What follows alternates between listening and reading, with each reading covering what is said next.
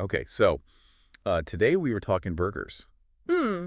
Well, not Well, just burgers, more like the empires that are built around them. yeah. Have you ever thought about how two fast food giants, you know, could take such different paths to success? Yeah.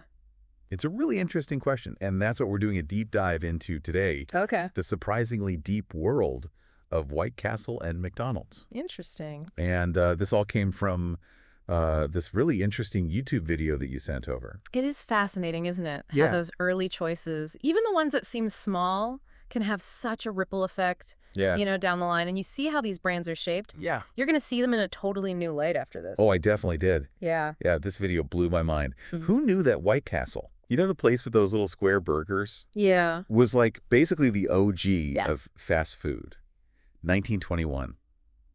Wow. They were already up and running. They were early to the game and they were playing it differently too. Yeah, This wasn't just about, throwing some food together. right. This was about creating a whole experience. Really? The logo, the castle-like buildings, I mean, they were crafting a brand identity. Right from the get-go. Yeah, from the beginning, brilliant. And hold on, it gets even wilder. Yeah. They were all about vertical integration. What? Like we're talking making their own hats, their own Bruh. furniture, even those porcelain steel buildings themselves. No way. Who does that? That's incredible. Yeah. That level of control over their whole supply chain, Yeah. especially back then, that allowed them to make sure that their quality and the consistency was the same across the board. Yeah. It's like they wanted every single detail to scream, White Castle! Yeah. And you know what? It worked. They had a vision, They did. and they were committed to it. Totally. It's amazing. Yeah. But it wasn't just about the look. Right. They were so far ahead of their time when it came to food safety Yeah. and standardized production. Mm-hmm. And this is the 1920s. Yeah. People were still like, ground beef. I don't know about that. Yeah, you can't trust it. Right. Yeah. But White Castle was already on top of it. Absolutely. So what was it about their approach Yeah. that really helped them build that trust with customers? Well, they recognized that building trust with their customers was like the most important thing. Especially back then, Yeah. they focused on delivering a product that was reliable Okay. and an experience that people could count on. Right. And, that was huge back then. Yeah. And that played a really key role in their success. That makes you think about the bigger picture. Yeah. While White Castle's, mastering control over their product, Yeah. another company was focused on, like, revolutionizing the entire customer experience. Yeah. So what were the McDonald brothers up to in the 1930s? Okay, so picture this, okay? All right. Drive-in restaurants with car hops are all the rage. Okay. The McDonald brothers see this and they're like, Okay. there's some inefficiencies in this system. The service is slow. The menus are complicated. Yeah. And they decided to streamline the whole thing. Really? Yeah. So they basically flipped the script on dining out. Exactly. Wow. They decided to focus on a limited menu and fast counter service. Okay. And that was revolutionary at the time. Yeah. And that laid the groundwork for what we know as fast food today. And that's where Ray Kroc comes in. Yeah, Right? exactly. The milkshake machine salesman Yeah, who saw what the McDonald brothers were doing and thought, there's something here. right. I can make this even bigger. He had a vision. Yeah. But, his genius wasn't just about recognizing the brilliance of what the McDonald brothers had already done. Right. It was understanding the franchising potential. Oh, wow. Think about it. Okay. White Castle kept everything close, a Yeah. very tight control. Right. But Kroc said, let's get other people in on this. Totally changed the game. It did. Yeah.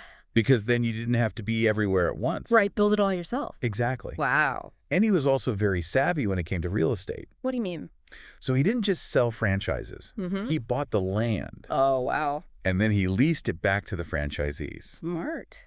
Talk about building an empire within an empire. Wow. So you got White Castle, who's all about quality and doing things their way. Right. And then you got McDonald's just spreading like wildfire. Yeah. With this franchising model and this real estate game. It's amazing. How did those different approaches affect their legacies? Well, that's the million-dollar question, isn't it?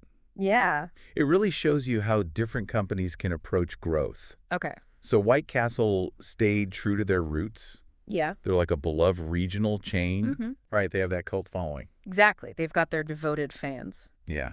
McDonald's, on the other hand, Yeah. global behemoth. Yeah, you can find them anywhere. That's right. But I gotta say, I've had a burger at one McDonald's that tasted totally different from another. You see, and that's the thing about rapid expansion. Yeah. Sometimes consistency can take a hit. Oh, interesting. So while franchising allowed McDonald's to grow incredibly fast, Yeah. keeping that same quality across thousands of restaurants. Yeah, each with their own owner. Exactly. It's a challenge. Makes you think about White Castle again. Right. They were all about that control. Yes. So they could guarantee a certain standard, Right. but it also probably limited their growth. Exactly. It's a classic trade-off, you know. White Castle prioritized quality and brand identity, Right. but their growth happened at a different pace. That is fascinating. It is. Makes you think about businesses today. I know, right? Like, how do they grapple with that same dilemma I mean, do you try to grow really fast? and risk losing control? Or do you stay true to what you do best and grow more slowly? It's a tough question. It is. No easy answers. It really highlights the importance of strategy. Yeah. Both White Castle and McDonald's made choices that work for them. And their vision.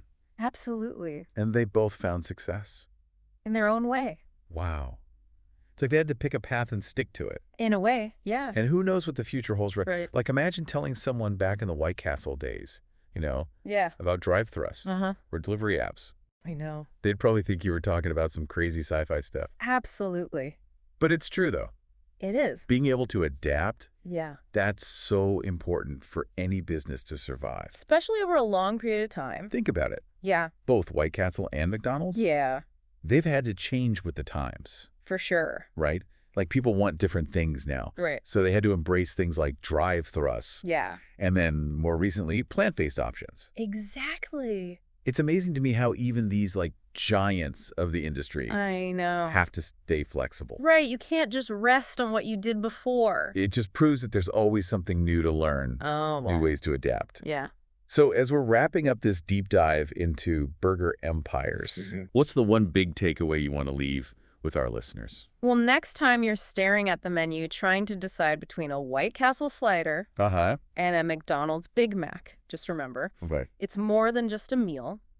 You're looking at the legacy of two very different Yeah, but equally fascinating approaches to building a successful business. it's amazing. It really is. Each bite tells a story Wow. of innovation, adaptation, and the power of a good idea. That's a great way to put it. Thanks. And on that note, this has been another deep dive. It has. Thanks for listening, everybody. See you next time.